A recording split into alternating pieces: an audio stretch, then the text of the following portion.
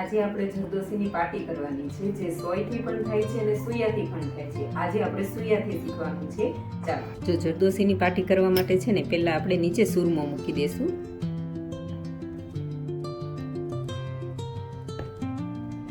આ રીતે મેં જે લાઇનિંગ કરેલી છે ને, એ રીતે આખામાં આપણે સૂરમો મૂકી દેવાનો છે.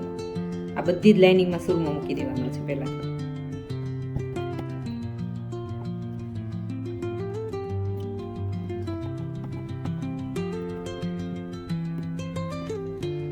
જો આપણે સૂરમો બધી લાઇનિંગમાં મૂકી દીધો છે.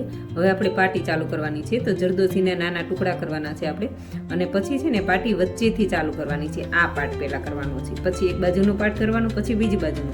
કેમ કે અહીંયાથી કરીશું ને તો એક સરખી સીધી નહીં થાય, એટલે આપણે અહીંયા વચ્ચેથી ચાલુ કરીશું.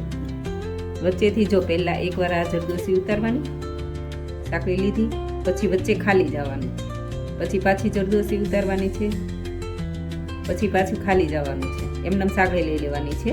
એમને એક સાંકળી લીધી, હવે પાછી આપણે જરદોશી ઉતારવાની છે.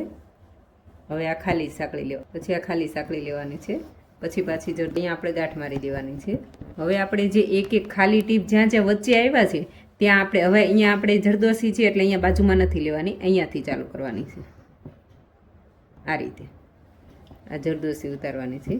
પછી હવે આ ખાલી ટીપ જવાની, પછી પાછી જરદોશી ઉતારવાની છે. ખાસ જોજો, હું એક જ સાંકળી લઉં છું. જો હવે આ સાંકળી ખાલી જવાની છે, પછી જ્યાં જ્યાં આપણે ખાલી પાટ મૂકેલો ત્યાં ત્યાં પછી જરદોશી મૂકવાની છે. એકવાર જરદોશી મૂકવાની, એકવાર ખાલી ટીપ જવાની. હવે અહીંયા આપણે ગાંઠ મારી દેવાની.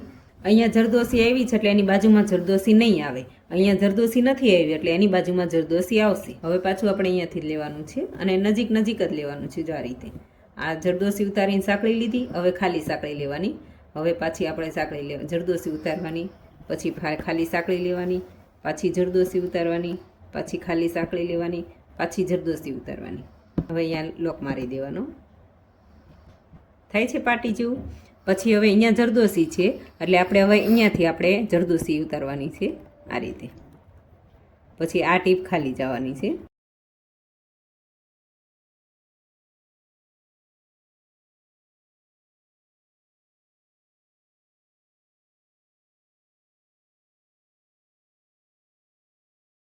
હવે આવી જ રીતે આ બાજુનો પાર્ટ આપણે કમ્પ્લીટ કરી નાખશું. અહીંયા પાર્ટ પૂરો કરી નાખીએ, પછી પાછો આ બાજુનો કરી નાખીએ. જે લોકોને શીખવું છે તેવા લોકોને અમારો વિડીયો શેર કરો, અને રોજ આવું કંઈક નવું નવું શીખવા માટે અમારા પેજને ફોલો કરો, અને જેને શીખવું છે તેવા લોકોને અમારી રીલ શેર કરો. Thank you.